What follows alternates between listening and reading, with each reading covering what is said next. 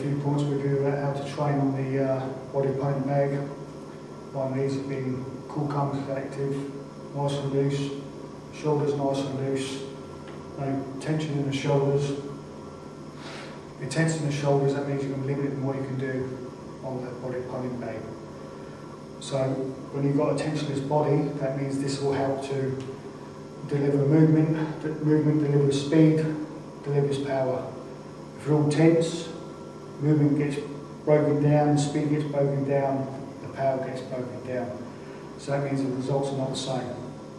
So within that context, when you start to hit, you are tensing on contact, and that's what's going to give the explosion inside. Okay? So from there, from that aspect, then you start to work on isolating body parts. So that means you're working from wrist to fist, elbow to fist, shoulder to fist, side of the body, splitting the body in half, working the whole body. So you're isolating, manipulating and densing all at the same time. Now this is a bit harder than what it looks, but something you've got to practice, work at, and like I said before, you've got to play around with it. This is something that you won't pick up on film. So when you see work being done, you think, look, it's normal punching, but it's not. It's the way you're working your body internally and how it's getting delivered. And the person that really knows what's going on is the person on the receiving end. Because what you get is different types of pains, different types of feelings going inside the body. So when you start off, just take your time, don't go crazy. So you start to mix it up. So you start getting the feel. And then what happens is you start to work different parts of the fist. So that means you're going to be hitting with the 2 knuckles, 3 knuckles, 4 knuckles, hammer fist, edge, thumb, slaps, back slaps, etc. So what happens then, you start to manipulate your shots.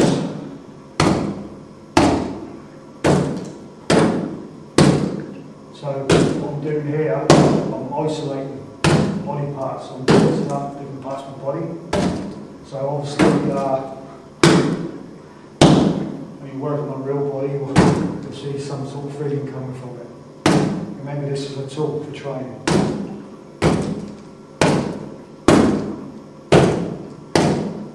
So what happens then, you start to learn different depths. That one's a deeper one. So from there, we carry on with a bit of elbow work. So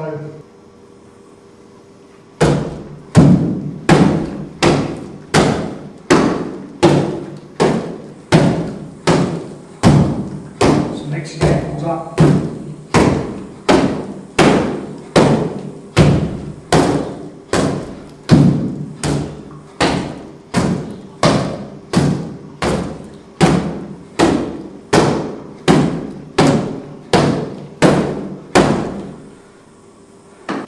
Play around with it, use your imagination.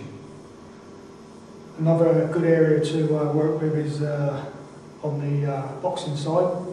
This covers natural strength training, stamina, movement, footwork, handwork, hand and eye coordination, hand speed. So there's a lot of similarities with this. So you have the same principles in there as the system. So obviously boxing is different to the system. Boxing is a sport, the system is not. But a good thing about training on the boxing side, doing some sparring, is that you get to understand what it's like in the real world. Real world can get real messy, so it's a good mental psychological boost to understand what it's like when someone's gunning for you. when you've got fists coming at you. So it starts to prepare you. Sometimes if you don't prepare properly or train properly, you're going to pay for it when you're outside in the street somewhere. So it's a good little tool. Play around with it, work things out, and you realise how much effort is needed, how much energy is needed, and then you understand why boxers have to be really fit to go 12 rounds. So on that, so working with the gloves, these are 8 ounce. First time you put your hands inside the glove, doesn't feel right, feels very alien, doesn't feel comfortable. When it's bare knuckle, you understand your fists, you understand your hands, you understand what they can do. So it's a mental psychological thing that you've got to overcome. So when you first put your hands in, you've got to start to get comfortable with the fist in the glove.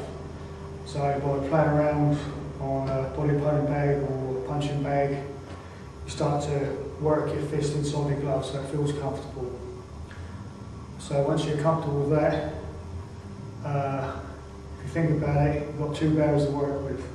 One is when you've got your fist in the glove, the fist has then got to leave the glove. That's one barrier. The second barrier is the body. So once your fist leaves the glove, it's got to go through into the body. So what does that mean? A lot of energy is needed, a lot of effort is needed to get some sort of result. When it's bare knuckle, you've got one barrier. Less energy is needed, less effort is needed to get the result. So on that note, I'm going to leave it now. I'm going to let you work that one out for yourselves. Good luck.